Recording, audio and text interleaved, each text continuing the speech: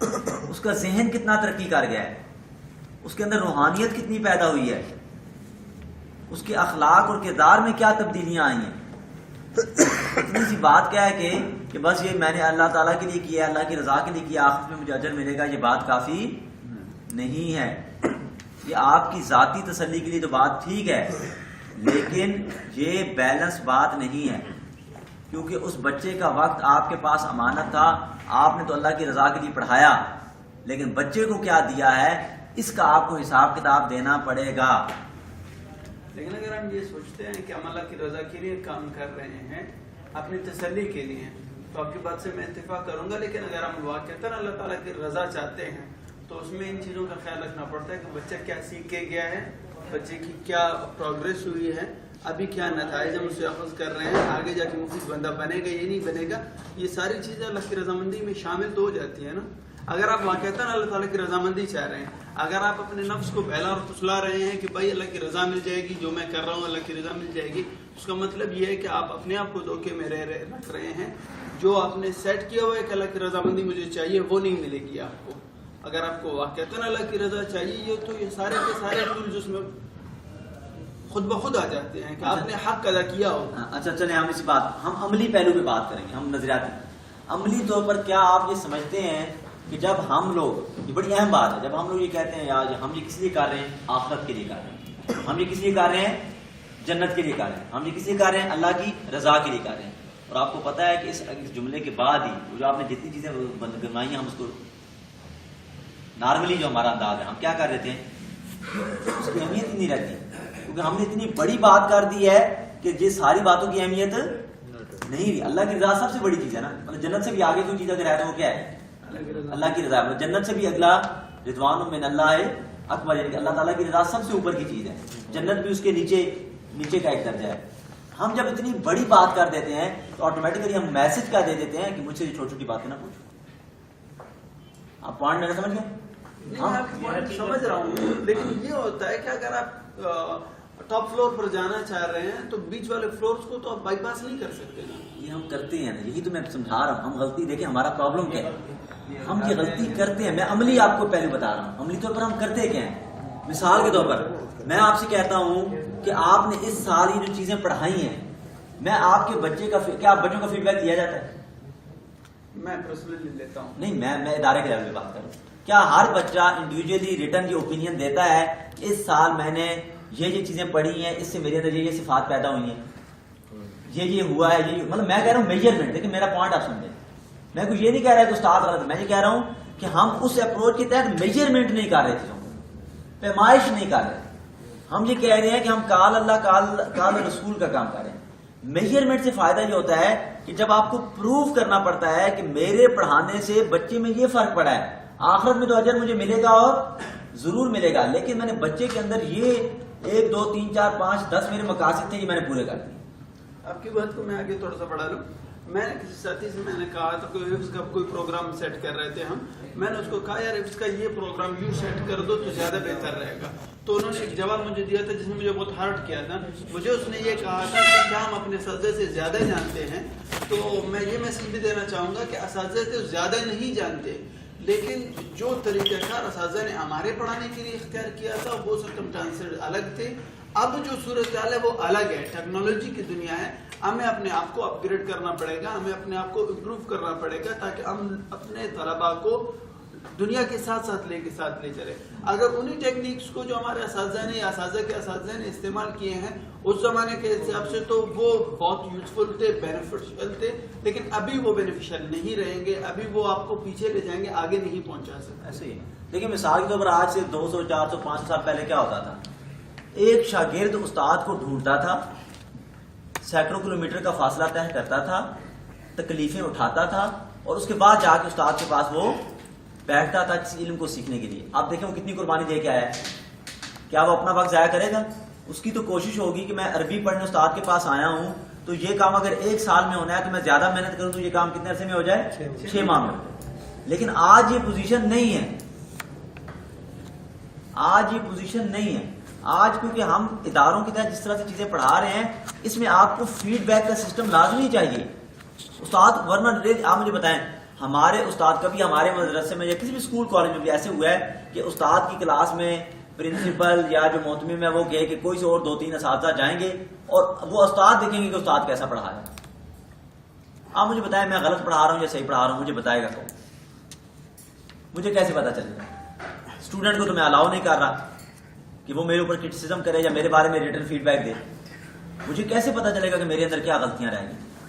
لیکن میں جب پڑھانا میں نے شروع کیا تو یہ تو پاسبل تو نہیں ہے کہ پہلے دن سے ہی میں صحیح پڑھا رہا ہوں.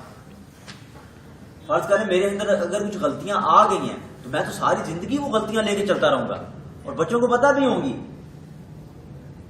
یعنی کہ بعض اساتذہ ہم نے خود پڑھا ایسی ایسی غلطیاں کرتے تھے کلاس کے اندر, ان بیچارے یہ نہیں کہ استاد جان بوجھ کے کرتا ہے, اس استاد کو بھی علم نہیں ہوتا اور اس کی عادت بن جاتی ہے.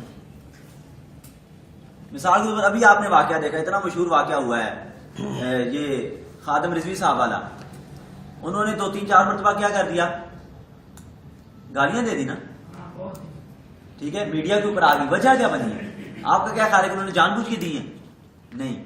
اپنی کلاس میں جب وہ پڑھاتے ہوں گے, جب اپنے اس میں بیٹھتے ہوں گے, وہ انہوں نے اتنی دفعہ ایک کام رپیٹ کیا تھا کہ اتنے بڑے فورم پہ جا کے جہاں پوری دنیا کے کیمرے ان کی طرف لگے ہوئے ان کو سیلف کنٹرول نہیں تھا. وہ فوراً ان کے یعنی کہ وہ بنی ہوئی تھی عادت. وہ سر انہوں نے شعوری حالت میں دیے ہیں, اس کے لیے انہوں نے دلیلیں لی ہیں. دلیلیں بعد میں دی جاتی ہیں, وہ دلیلیں اس لیے دی جاتی ہیں کہ کوئی آپشن نہیں رہتی. ویسے جب بش نے اعلان کیا تھا حملے کا عراق پر تو انہوں نے کروسیڈ کا لفظ استعمال کیا تھا, بعد میں انہوں نے کہا کہ وہ ہو گئی ہے, سبقت لسانی ہو گئی ہے. پہلے ہو جاتا ہے اس کے بعد اس کے لیے. لیکن ہوتا کیوں ہے؟ دیکھیں ہم یہی بات کہہ رہے ہیں نا, ہوتا کیوں ہے؟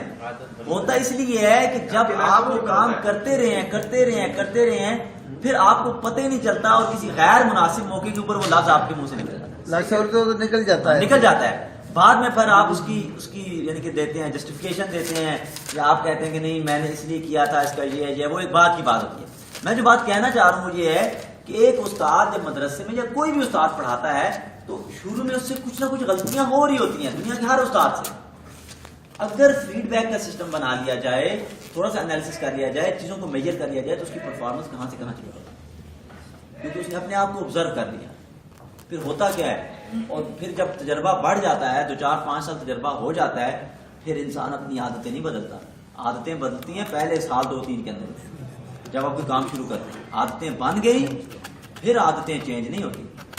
تو اس لیے جو بات میں کہنا چاہ رہا ہوں وہ میجرمنٹ کی عادت ہے کہ میں نے یہ 1 گھنٹہ پڑھایا, اس کے بعد میں نے میجر کیا کہ میرے بچوں کے اندر یہ تبدیلی آئی ہوگی, یہ پوائنٹس میں نے ان کے ذہن میں ڈال دی. یعنی کہ جب آپ میجر کرنے کی عادت ڈالیں گے اللہ تعالیٰ آپ کو زیادہ اجر دے گا. یعنی کہ آپ یہ اپنے آپ جلنا کوڑنا ہے نا, آپ پیمائش کر رہے ہیں کہ آج کے 1 گھنٹے کے بعد میں نے بچوں کو کیا دیا, آج کے پورا 1 دن 5 پیریڈ پڑھانے کے بعد میں نے بچوں کو کیا دیا, اس 1 ہفتہ پڑھانے کے بعد بچوں کے اندر کیا ہے. جب آپ یہ پیمائش کی عادت ڈال لیں گے تو آٹومیٹیکلی آپ کی پرفارمنس بڑھنا شروع ہو جائے گی. اور آپ خود کریں, آپ یہ میں نہیں کہتا کہ آپ کو کوئی میجر کرے, آپ کی اپنی عادت ہو کہ آج کا دن آپ نے کیا نیا سیکھا, آج کے دن آپ نے کیا نیا سکھایا, آج کے دن آپ نے کیا نیا ایکسپیرینس کیا. جب آپ میجرمنٹ کی عادت ڈالیں گے تو آپ کی زندگی ترقی کرے. دیکھیں ہمیں یہ تصور کیوں دیا گیا ہے کہ آپ کے فرشتے نیکیاں لکھتے ہیں, ہمیں بار بار اس بات کا کیوں کہا گیا؟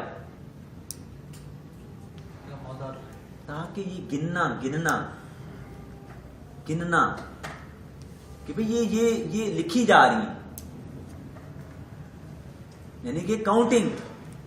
اللہ تعالیٰ نے کیا کہا ہے اپنے بارے میں, کیا کرے گا, وہ حساب لے گا. اور اپنے آپ کو کیا کہا ہے, بہت اچھا حساب لینے والا. کیا وجہ, میجرمنٹ. ہمارے اندر بھی اللہ کی صفات ہی آتی ہے نا. پھر ہم اگر کسی کے ساتھ مہربانی کرتے ہیں تو اللہ کی صفت کا ہی آگے مظاہرہ کرتے ہیں, ہم اگر کچھ گنتے ہیں تو اللہ کی صفت کا ہی آگے مظاہرہ کرتے ہیں. تو اللہ کی ایک صفت زبان بھی تو ہے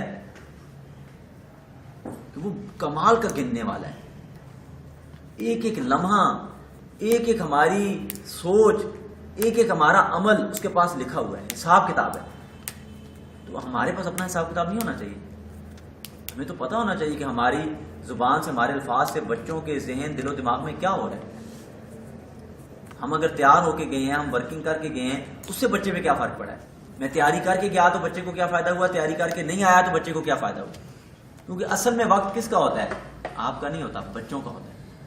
دیکھیں ابھی ہم اس کلاس میں کھڑے ہیں, میں آپ سے 1 گھنٹہ گفتگو کرتا ہوں, کیونکہ 1 گھنٹہ نہیں ہے, کتنے گھنٹے ہیں یہ؟ 26 گھنٹے ہیں, کیونکہ آپ سب کا 1 گھنٹہ ملائیں تو یہ کتنے لوگ ہو گئے؟ 26, اور ایک میرا گھنٹہ ملائیں تو کتنے ہو گئے؟ 27 گھنٹے ہیں. اگر میں 1 منٹ ضائع کروں گا ادھر کھڑے ہو کے تو میں نے 1 منٹ ضائع نہیں کیا امت مسلمہ کا, میں نے کتنے منٹ ضائع کیے؟ 27 منٹ ضائع کیے. اگر میں نے آدھا گھنٹہ ضائع کیا تو میں نے آدھا گھنٹہ ضائع نہیں کیا, میں نے 13.5 گھنٹے ضائع کیے, کیونکہ میں جب یہاں آ کے کھڑا ہوا تو مجھے امانتاً دیے گئے تھے 27 گھنٹے, اور اس میں بڑا حصہ کس کا تھا؟ آپ کا تھا. اگر میں اس 1 گھنٹے کے بعد کہوں کہ نہیں میں فرمائش کیوں کروں, میں نے اللہ کی رضا کے لیے کیا ہے, میں نے اپنا یہ کیا ہے, یہ کیا بات ہوئی؟ تمہیں 27 گھنٹے دیے گئے تھے, تم ذمہ دار تھے 27 گھنٹے کے, اب تم اس کا حساب کتاب دو. تم یہ کیا کہ جان چھڑا دو کہ نہیں میں نے آخرت کے لیے کیا ہے, میں نے اچھی نیت سے کیا ہے. اچھی نیت کافی نہیں ہے, آپ کو اس کی ذمہ داری کا احساس ہونا چاہیے. یو آر ریسپانسبل, آپ جواب دیں اس کے لیے. اتنا اہم کام ہے یہ جو ہے ان چیزوں کا, ان کو میجر کرنا.